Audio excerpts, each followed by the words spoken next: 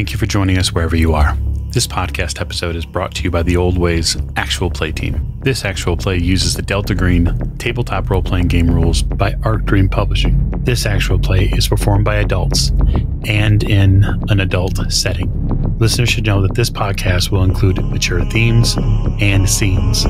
All content, including names, places, events, companies, military organizations, and etc., which may bear resemblance to entities living, dead, or redacted, is completely coincidental. My name is Michael Diamond, and for tonight's game, I will be your handler.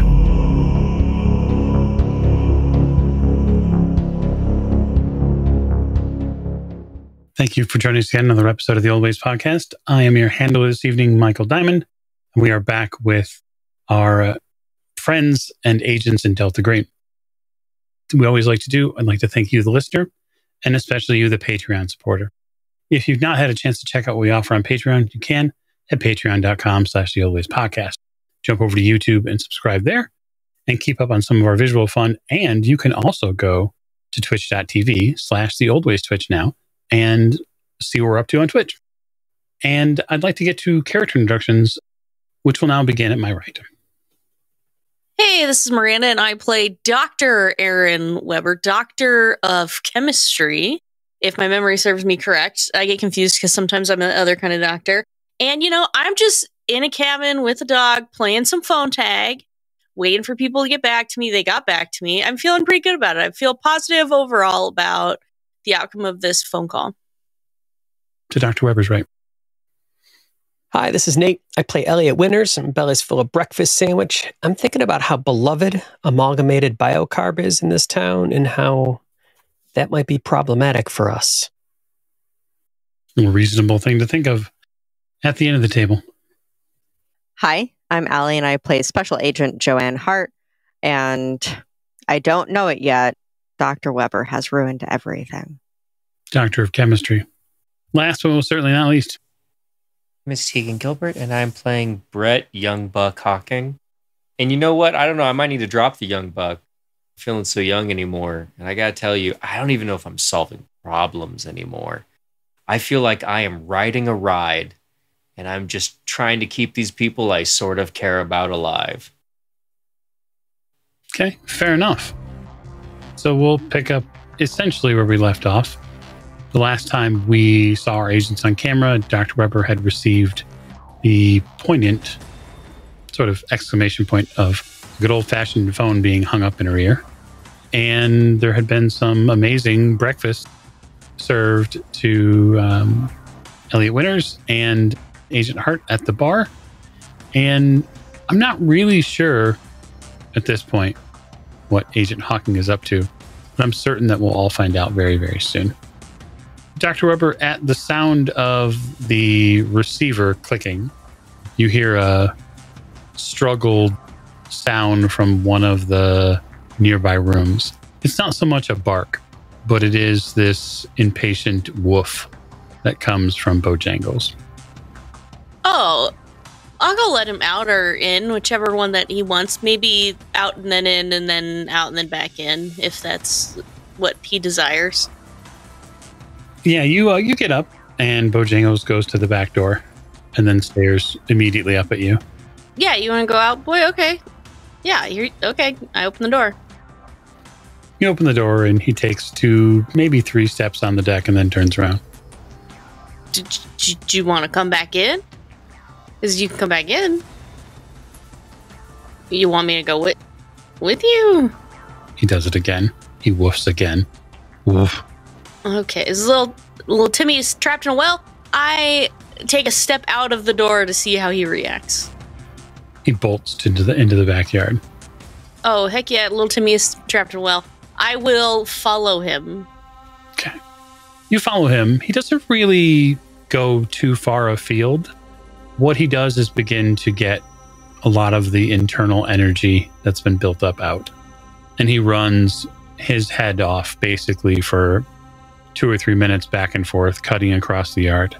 You can even see that there's a couple of indents in the yard where he seems to do this quite a bit. Mm-hmm. He goes to the back fence line and runs the back fence line left right, and then from right to left until he comes back to you and collapses onto the deck. Oh, that was all you needed. Yeah, I mean, sometimes I need a little jog too. And I'll kind of pat his head and probably sit with him for a little while before getting up and being like, you want to come back in, boy? He gets up with you. We'll go back inside. This is where the interior or the inside zoomies begin. And he begins. And Bojangles is a very large dog. And so when he cuts into the room, Hawking, you're in the house, yeah? Yeah. Okay. When he cuts into the house and goes down the hallway, I don't know. I describe Bojangles as very large. I would imagine he's 85 plus pounds. He nearly runs you over. Can I roll to dodge? No, I'm just kidding. You don't need to roll, but just understand that there's a large dog barreling around the house at this point. You do get the feeling, Weber, that Bojangles, for the most part, has run of the entire house most of the day. Yeah, I figured. He seems kind of like a inside and outside dog and just kind of does whatever he wants around here. The phone rings. Oh, I wonder if it's Crisp again. Maybe you should answer this time, Brett. Wait, who am I answering? Crisp. I called him. And this is the dude that you also, like, told we had a dog head? I told him that we got the package. I'm pretty sure I probably said dog head. Oh, this is fixable. This is totally fixable. We can just be the people from the newspaper. Yeah. Yeah. So I just gotta pretend to be a fucking yuppie. All right. The one that's dead. The one that we got killed. Yeah. Yeah, Weber, we did. But you know what we're gonna do right now? We're gonna think about happy thoughts. As soon as I get the period in that sentence, like, boom, I push the talk button. You pick up the phone because there is no talk button. It's a corded phone plugged into the wall. Yellow. You hear something strange on the other end of the phone. You hear a series of strange violin sounds. Violin sounds? Like a scratchy violin. It's distant at first. I listen more closely. Is there anyone there? Did you say that? Yes, I do. Okay. Your search is 50, so you listen intently. And you hear a far-off voice, as if down a long hallway. You hear a voice, a woman's voice, say, "Brett?" It echoes. Okay, I wasn't expecting them to know my name. Hello? You gotta help me. When you say it echoes, like in an arena? No. Like slight reverb. Like Eric Clapton's playing the guitar. Yeah. I'll help. Where are you? You're already helping. The phone hangs up. Aaron, did you tell them my name? I don't think that I did. Just my name. Why? Did it sound like a man? I'm gonna purposefully try to throw Aaron off here, and I'm just gonna be like, you know what? I think it was the wrong number. Let me know if somebody else calls. Oh? You were on it for a while. Yeah. I think it was like a telemarketer or something. Oh, was it one of those things where you pick up and then like you don't hear anything for a while and then it like clicks and you know that it's like a robo dial thing? I'm gonna literally just not respond to you, Aaron, and I'm gonna go to the kitchen and I'm just going to like pour a glass of like 90% ice and 10% water. Okay. So I gotta know, Winters, Hart, at the bar, after your fabulous breakfast, what are the two of you up to? Well, Elliot, I didn't really have that much luck at the post office. I was recommended to ask the tribal police about Crisp. Specifically, or just because that's who you'd go to? Like, did they say, oh, they would know something about this person? Yeah. All I really learned is that this place They love Amalgamated. It's giving them jobs, resources, tourism, people coming through. So we gotta step lightly. And this bear guy, he's very protective. He doesn't want anything happening with his house. He doesn't want anything to do with no cops, no police officer, no law enforcement. Yeah, I mean, they already have their own police force, and, anything from outside could complicate matters unnecessarily, but, there's only so much we can hide if things go sideways. I'm sure the others is being very quiet and very, very low-key, as we are known to do. And I'll push a fist into my mouth because I'm trying very hard not to laugh. Because we're definitely totally low-key. I don't really want to go to their police force yet. I don't think that it will be a good move right now. I don't think it'll behoove us to do so. No, I don't think we need to put on flashing lights and go wave in front of the tribal police force, tell them we're here. I don't know, I feel like I want to get eyes on this company. I didn't even get a sense of how big they are. I mean, is this a campus? They got multiple buildings? Is this like one little shack in the middle of the res? There's that. But what do you want to do, Hart?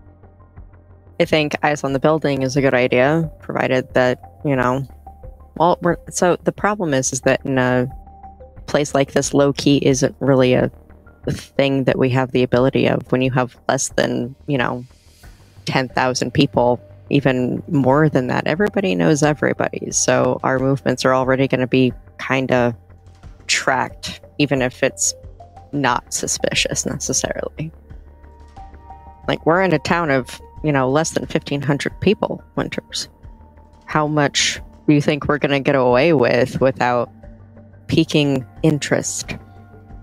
Well, I mean, when you put it that way. Hey, Bear, you got a minute? He scoots back on down. Hey, how was your food? It's the best thing I eat in, I don't know, days. Bear, I gotta apologize. I'm gonna come clean. We weren't quite honest with you. We are actually here looking for a friend of ours. And I'm just wondering if the folks that work at Amalgamated, did they show up here? Because looking for a scientist friend that works up in there.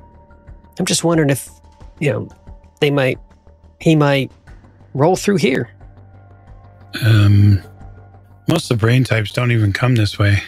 Amalgamated has everything there for them. This facility has everything.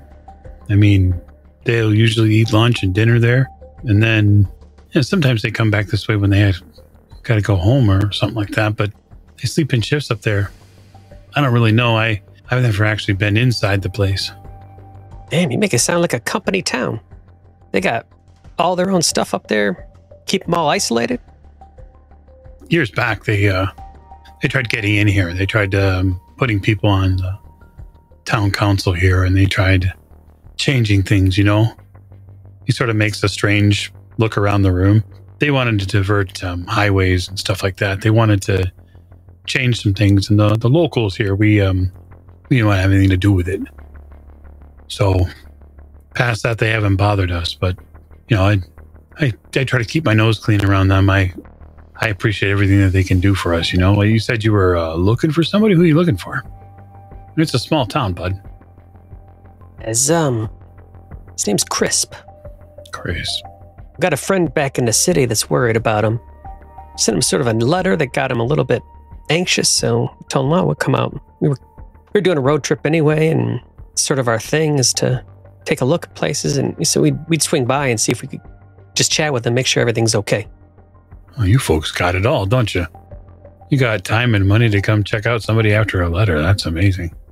But, you can go up to the facility if that's where he's at, and probably pick up the phone, call him. It'd be easier.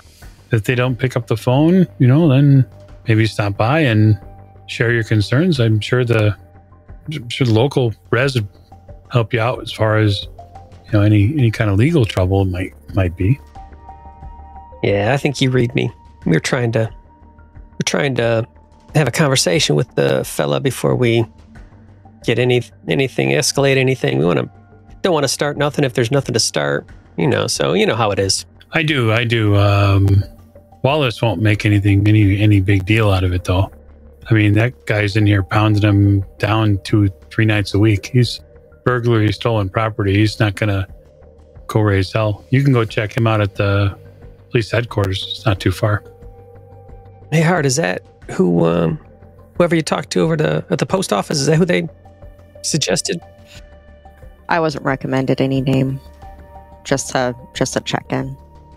You've been too kind, Bear. I have to admit, I'm usually cautious jumping off to talk to the law enforcement side, but I mean, if you say he's okay, I'll trust you on it. I don't know, buddy, but I don't like cops either, but I guess the difference is Wallace is one of us, so he's always going to look out for the res and the people here. I sure as shit wouldn't offer you the number of some statey. No way. Keep it local. He holds up a beer. Well, what do you think, Hart? Let's go meet this Wallace. Thank you very much, Bear. Yeah, sure thing. You're too kind. He shrugs. He gets flagged down by somebody else at the other side of the bar. Wait, did we get directions to the police station? Probably not. But I'll say that the both of you are very resourceful individuals, and there's no necessary to make it a roll or anything painful like extending a scene. So just if you say that you want to go to the police station, you go to the police station. Perfect. That's what I want to do. Okay. The Blackfeet Tribal Police Headquarters isn't anything to write home about by comparison to some of the federal buildings the two of you have been in. It is a relatively small, squat building with a couple of squads parked out front of it. Tell there's also a bike here, although that motorcycle might not have run in a little while. It's open for business, but the whole city is mostly quiet, so it's not like there's a big back and forth. Upon entering, there's a lady with long gray hair drawn down into a massive thick braid that runs from back of her neck probably to her waist. She's dressed in Western attire, and then the top of it is a police uniform. And she looks up from her word processor and says, welcome, how can I help you? You here for somebody? Yeah, we were hoping to talk to Wallace. Oh, sure. Sarge? She yells throughout the space, and you see there's like a little bullpen behind her where there's 4 or 5 offices, and you see a weathered, heavy-set man, early 40s.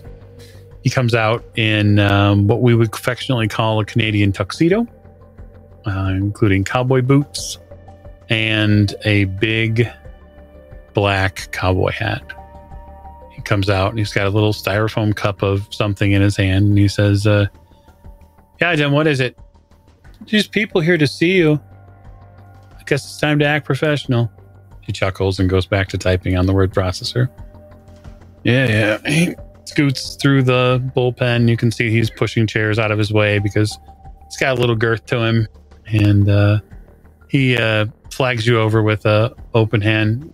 Come on and sit down. Sergeant Wallace, Red Crow. Extends his hand. Shake it and introduce myself, yeah. Yeah. Oh, nice to meet you. So, when you got somebody in back? Need to get out, or? No, there's a friend of ours who is up at Amalgamation that we haven't seen or talked to for a long time. Okay. Another friend of ours down in Berkeley got a letter from him a little while ago that had some very vague information that looked like it was potential trouble. We were wondering if he has been through lately. By been through, can you be a little bit more specific about what you mean? Has he been in trouble? No, more like, has he been in town, or has he left recently and come back? Because we haven't been able to find him.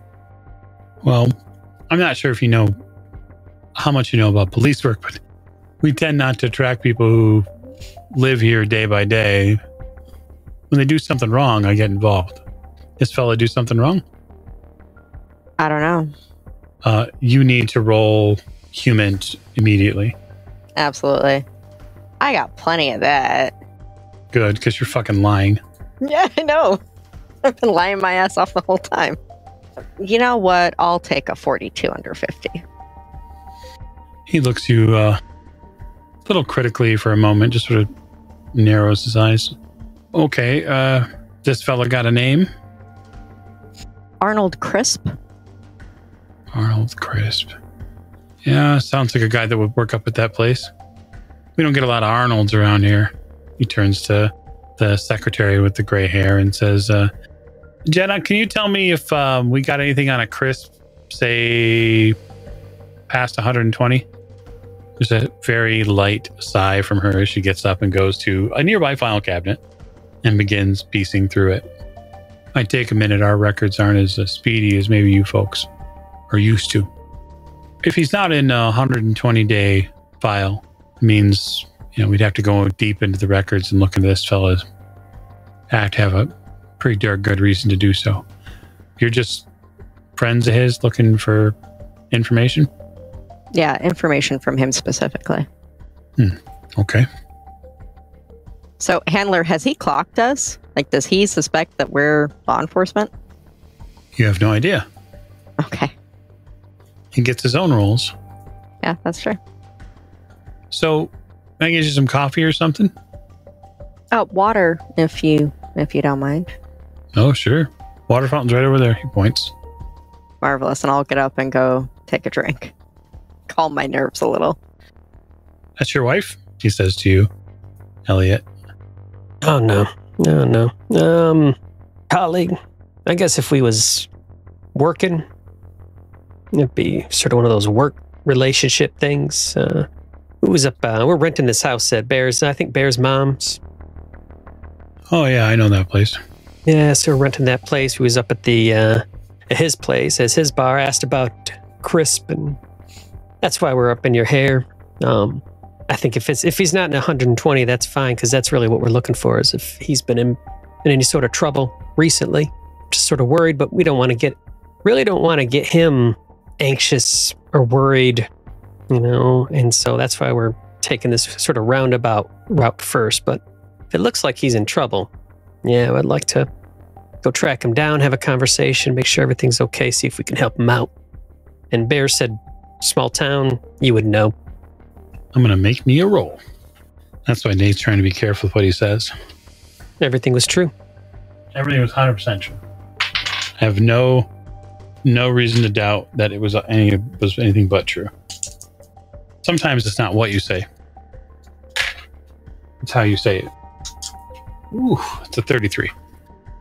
He looks at you and says to you, what kind of badge you got? No, I'm an analyst.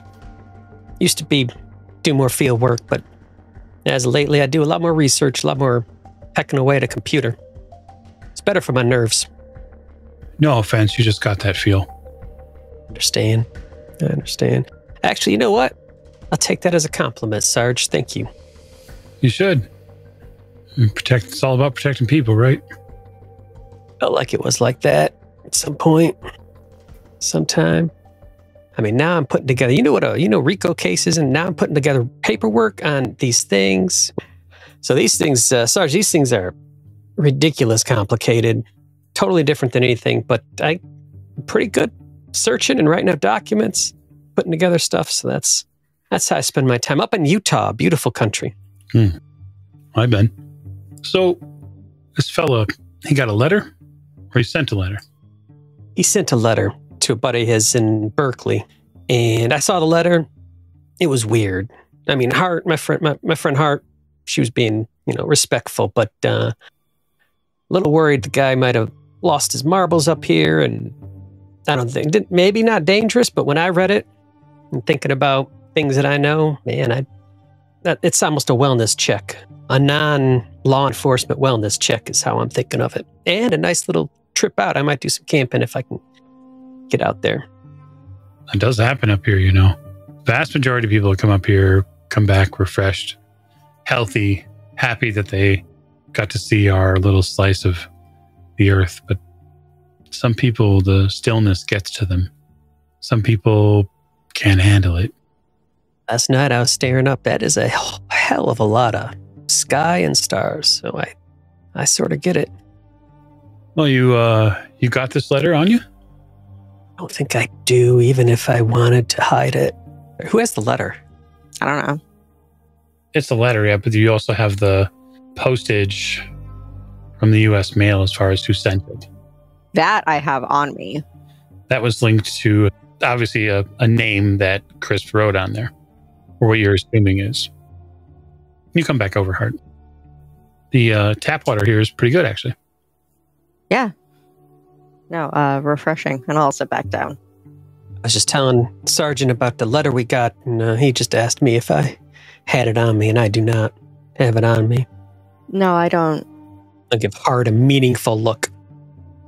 No, I haven't kept the letter on me. I do have the postage, though, because that was what gave me the address for the post office. Don't know for sure if it's from him or if it's just an alias he wrote down, but I'll reach into my back pocket and I'll pull it out and give it to Sergeant Wallace. Sergeant Wallace looks it over. Strange. Iron shirt, huh? He steps over to a series of file cabinets. That's pretty interesting. Does it mean something to you? Oh, yeah.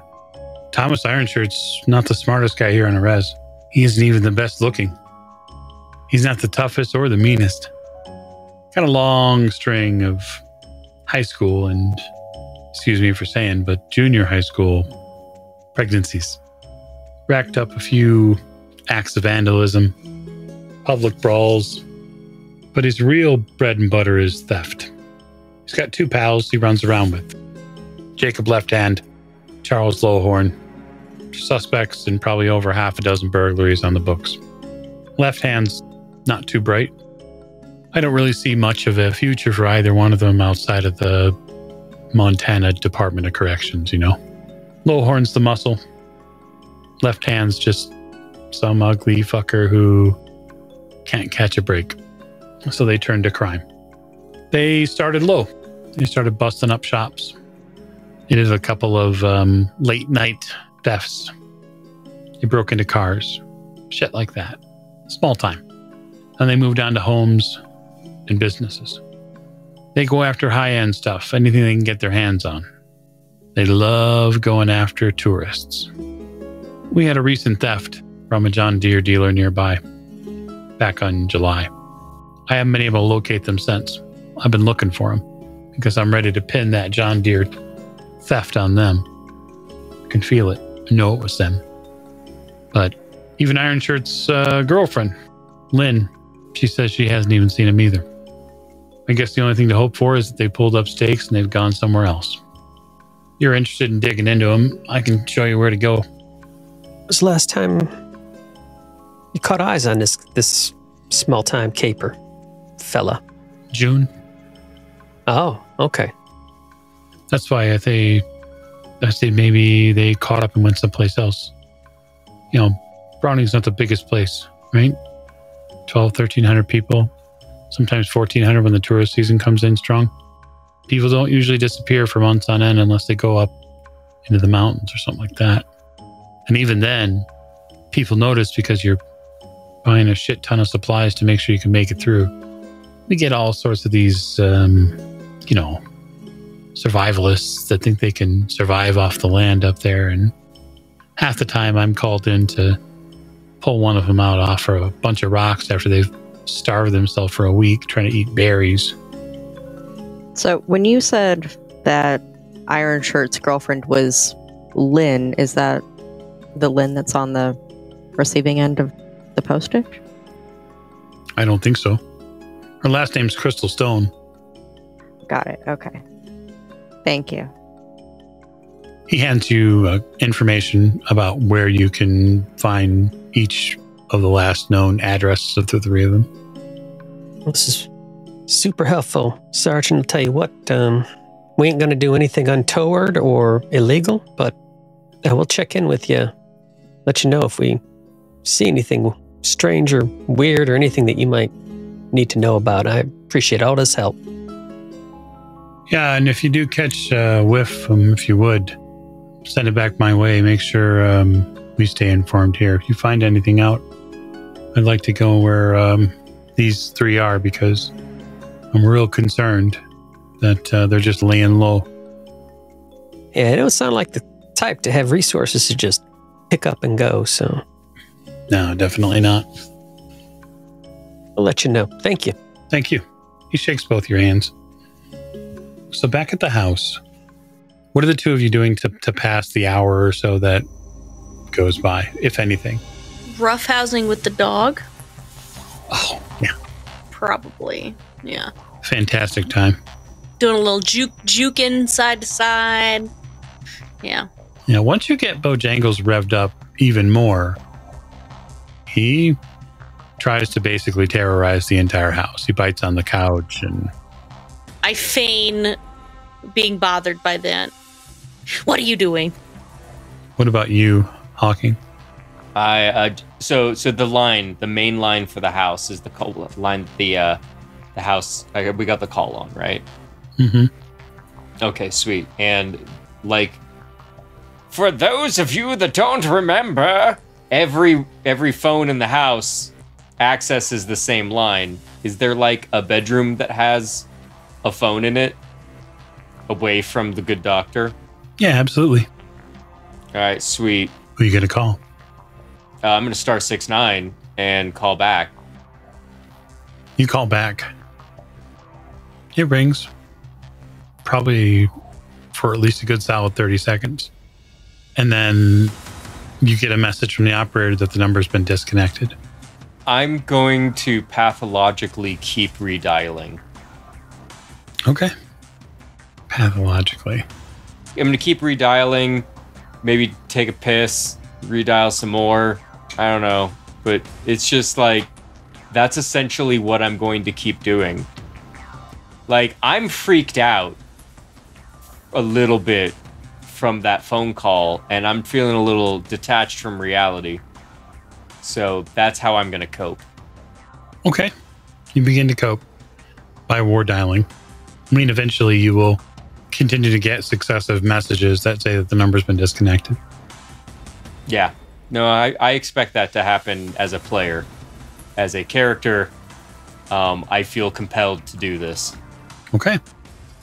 So, Winters and Hart, where are you heading after the police station? Let's say that we get back into the car and I'll turn to Hart. I think Hart's still driving. So what's all this mean then? Did Iron Shirt steal this thing from Crisp and send it? Is that now the hypothesis, or did Crisp fake his address? What's going on? I'm trying to put this together here. Well, Winters, I think it's very potentially possible that he did. You know, the sergeant said that he's after, high-end items. What's more high-end than a science experiment gone wrong and, maybe sent it away to just a random person that he has read about and blackmailing Crisp. Like, maybe that's where he got the money to disappear to. See, what I don't like about that, Hart, is based on what Wallace said. This guy's an idiot, and that seems like a pretty decent set of plans. Oh, I'm going to steal this thing. Oh, geez, I found this eldritch abomination, an undead dog. I'm going to send half of it to here, and man, that's a lot. That's a lot of plans. I sort of want to meet this Thomas to see for myself the balls in this guy. Do you imagine that? You run up on an undead dog, cut the head off, send it off to do some black. I mean, damn, that is impressive work. Or it's panic. You came across something real and natural and you needed to get rid of it real quick.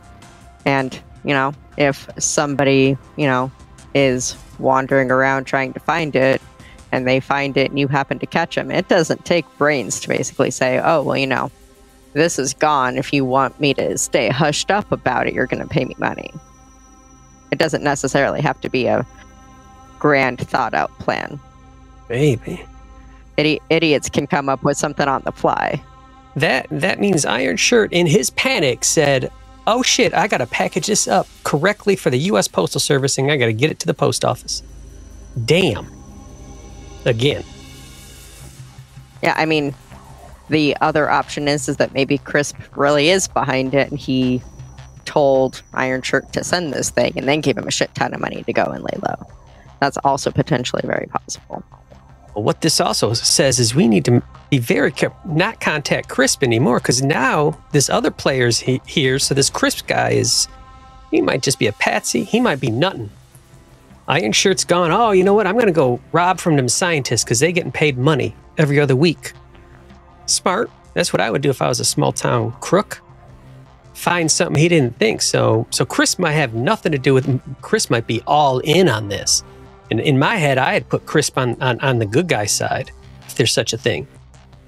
He doesn't sound like the good guy anymore, man. That's Iron Shirt. There ain't no good guys. What was I thinking?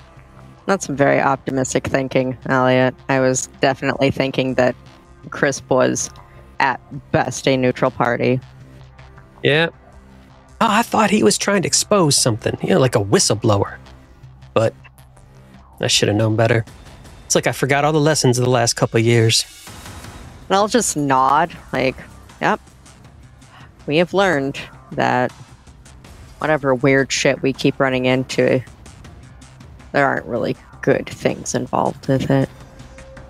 Maybe I should pick up our other two colleagues. I don't think that damn dog's going to fit in his car, but pick at least them up and debrief on this and see what they've been up to and maybe go pay a visit to this address that we got for this Iron Shirts fella. Yeah, I'm also interested in tracking down this Lynn Crystal Stone. I mean, she is Iron Shirt's girlfriend, or at least former girlfriend. She might have some better idea of where he might be hiding out that Sergeant Walls doesn't know about. But no guarantees of that either. So yeah, let's go get our compatriots and figure something out. That sounds good. From what Wallace says, this Iron Shirt doesn't seem to be really a husband material, so this Lynn might be a good entryway into finding out all about him. He probably left her angry, as these types often do. Yeah, he might have. If any of those kids that he fathered have been kept, especially hers, he might be owing her child support. And let me tell you, apparently people get real mad about that. You hear what he said, junior high? That's children, Hart. This guy's a piece of shit. Yeah. If we find him, I'm happy to bring him back to the sergeant, because you know what? He's the kind of person that definitely does need to go to the Department of Corrections. Oh, you know what? You call your friends with the van. Sorry, too soon. I shouldn't have made that joke. I apologize, Hart. I know everyone is all there. To be fair, I wasn't the one who called the van. Young Buck was the one who called the van. Ooh. How memory dims the facts of the case. Yeah, let's go pick them two jokers up. Yeah. That's how we drive back. You do. You get back to the house, and Dr. Weber's playing with the dog, and you don't see Brett. Hey, Dr. Weber. Yeah, you get tackled by Bojangles, Hart. Oh, hey, how's it going? That dog immediately tackles Hart. How was it? Ooh, sorry, I got him all riled up. Where's Brett? What? Oh, sorry. Oh, Bo, come on. Bo, down. Come down, Bo. He does listen eventually. I don't know. Somewhere he said something about prepping food, and Crisp called us back, and then the phone rang again, and Hawking answered. What did you say? Wait, Doc, Weber. Go back to Crisp. Crisp called you back? Well, yeah. What does that mean? Crisp called you back? Well, because I called him. Oh, was that? I'm looking at Hart. Was that the plan? I don't think so. Oh, Lord. Yeah, that was like, I mean, I don't know if you guys left before or after that discussion, but yeah, I called him and he called back. And how did that go? He hung up on me. So maybe good, because I think maybe he's just worried that we're going to blow his cover as the whistleblower that he is. And so I think that he's just worried about that, and so he kind of hung up on me. But then someone called back, and Brett said that it was a auto dial thing, robocall, but I don't think that it was, because he looked really weird in his face when they called. I'm just gonna yell out, Brett! Young buck! Brett, you're on the phone in like the millionth time that you star 69 this, and you hear them come back to the house, or someone comes back, and you start hearing Hart and Winters, and of course you hear Weber talking, and you're like, fuck, I gotta get back out front and get in front of this thing. And the phone is still half like ringing in your ear, and it clicks just for a second, and you're ready for the operator's voice to come on, except the operator's voice doesn't come on. There's just silence. Hello? Dad, is that you? The phone clicks. Is it Dad? Is it Dad? Don't do this to me. It's too late. It's already being done to you. Alright, I'm gonna leave the phone off the hook just so that nobody can call into the house, because I think that that's a fun thing to do. I'm going into the living room to go confront Elliot Winters. Do it. You're there. Confront him. Hey, what'd you find out? Oh, found out a lot. You were watching her, right? Because she said Crisp called her back, which means Chris called her. Or she called Crisp. Watching me? Look, yeah, okay, first off, yeah, and I acknowledge Aaron being like, watching me, and I'm like, one moment. I can't watch all of you. I'm not your goddamn... I'm not your babysitters. Here's the deal. Well, we left you with one. We made it an easy task for you, son. I'm feeling better after the car thing, and I apologize for that, I think. Yeah, look, if Erin's being a problem, take her off the case. Send her home. He doesn't have the authority to take me off the case. I'm looking around. Who you talking to? Are you talking to God right now, Brett? There ain't no commanding officer here. Exactly. If we need babysitters, then we're fucked. All right? Aaron called Doc Crisp. I think it was a dumbass idea. I'm also not the one that fucking did it. I am just trying to make progress in this case, which I feel like I did. Ish. That's fine. Look, Aaron, you did fine. So, Handler, while all of this is going on, there's just a big heaving sigh, and I will go find that phone so that I can call back to the police department and get the girlfriend's address. Okay, well, we'll get to that in a second, but we're going to deal with Brett being Brett for a second. All right, all of us are independent adults. All right, I'm not going to take responsibility for what Aaron did. I don't think it's something that Aaron should have done. I thought we should sit down and we should have a plan of action here. But apparently it's go play whack-a-mole with every person's name we have in this town. And then also make sure everybody knows where we are and where we sleep at night. And then also, probably leave our keys under the on the wheel of the car, and spray paint a big sign that says, out of towner on the side of it. It's just I don't want to die in Montana. And at this point, I think Brett's hyperventilating, and I'm just gonna go and I'm just gonna drink an entire glass of water and ice and just chew the fucking ice while I chill out. Don't worry, Brett. I don't think it's going to take paint for people to know we're from out of town. I think we've got that covered. You get silence in response. Well, good. Thank you, Brett. I'm glad we all now understand where you stand. It's good to air these grievances. I hope you feel better. While I'm drinking my water, I'm flipping Elliot off. I hope you feel better about that, son. All right. Well, here we are, independent contractors, unpaid independent contractors. Let's all act like our independent contractor. I'm going to tell you what, though. I'm not going to do another multi-hour planning session ever again in my life. So when you said that, Brett, I threw up a little bit, so I will never be doing that again. It's a waste of my time, a waste of your time, waste of everyone's time. But everything else, I hear you, and I will process on that. We talked to some police, and we talked to Bear again. Bear's a great guy. He's a great chef. I think Hart might be off finding a little bit of information because we got a lead on a few other folks, some small-time criminals that the sheriff that Bear sent us out to, the tribal police, not the Stades, county, whatever they have out here, set us on to who matches the name on that postage script.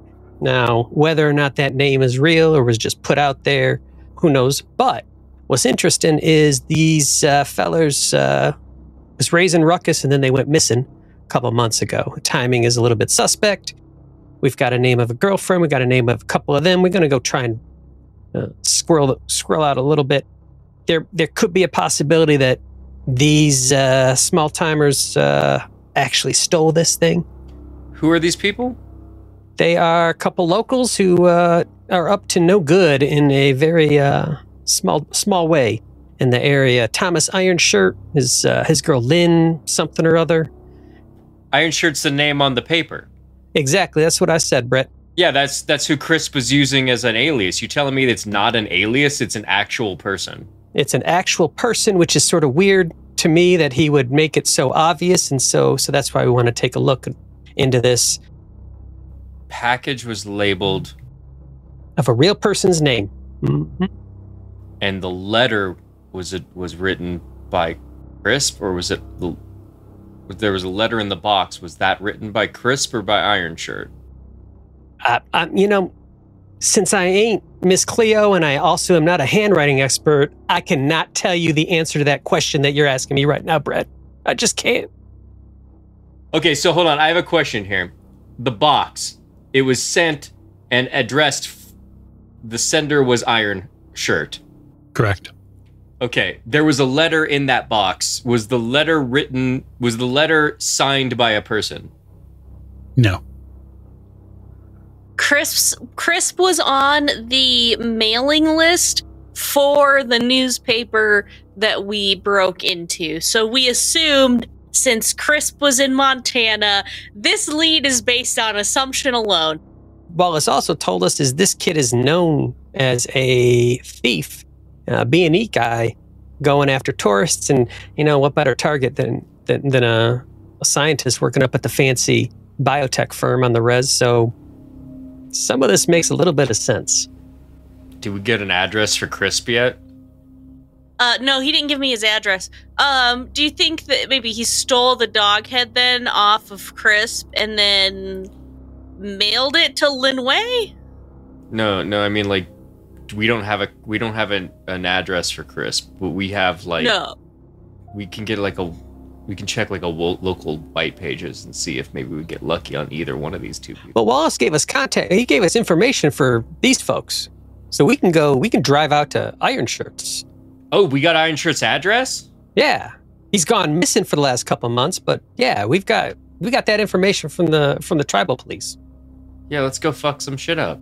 And now that I'm reading this letter again, this abomination, the result of experiments conducted, etc., it sure makes a lot more sense if it's written by a native on the reservation who discovered this in this way. Well, I shouldn't put my own characterization. It makes sense that this could be angrily written from a native from this area who found this and discovered this is going on. Let's just make sure that we keep on track here. All right. Our job is not to blow open some sort of weird conspiracy thing to the world. Our plan is that the good guys and the bad guys shut up or go in a hole. Our ultimate goal is that this shit doesn't get out. So like the dude experimenting on dogs goes in a hole. The dude gonna run to the New York Times with evidence goes in a hole. Oh, Brett, are you now advocating that we work as a team? I thought we was a group of independent, non-affiliated, independent contractors. Brett, now you want to work as a team. Look, Elliot, I'm on the same team that you have historically been on, which is Team Hole. You got me there. You got me there. You know what? Hart is our newest member, and her initiation was a little more dramatic than I've ever seen. So, yeah, I'm going to turn towards Weber. You're next. I don't know if I want to be on Team Hole. It's a terrible club. You're going to hate it. It's going to haunt you the rest of your life, and you're next. Yeah, I don't know what's happening, so... But okay. We're making sure that everybody's on the same page. I think we are on the same page. That, like, the goals of coming out here isn't to Scooby-Doo a mystery and blow it wide open and show all the townsfolk that it was old Mr. McGiggins the whole time. Like, our goal is that Mr. McGiggins and anyone that would speak and the people who own the theme park all go in a hole. Okay. And Scooby-Doo too, if he becomes a talking head. So, Hart, you make a phone call. Yeah, I'm just going to call back to the station. It's easy enough. Jenna gives you the information that you're looking for with the approval of Sergeant Crow. And she says, just be careful. Thank you. And I'll put the phone down. Like back in the cradle. Sure. You can rejoin the rest of your team Mm-hmm. in the front room with Bojangles, who is now, because he's not the center of attention, sort of continuing to collapse all over Dr. Weber's feet. Is he making that heavy sighing noise because he's being ignored? He's escalated to like rolling and like batting at her shoes. Okay. Winters, I got the address for the girlfriend. I feel like she's probably at least the first step to go. She's the most likely to be pissed at him. So if she'll just give up information of like, this son of a bitch has run off with whatever, and, these are the places that I'm most likely to find him if I'm looking for that, whatever. Angry girlfriends are great for information. So I want to talk to her. Let's do it. I think in person's probably best, right?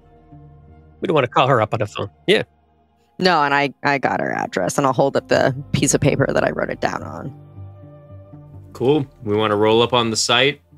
You get somebody knock on a door, somebody in the darkness with a gun. Well, Brett, I don't think that'll be necessary, but if you think it's necessary to have a gun on, one of the natives and get us in trouble, I suppose that's a good plan. Nobody's going to see me in the darkness with a gun.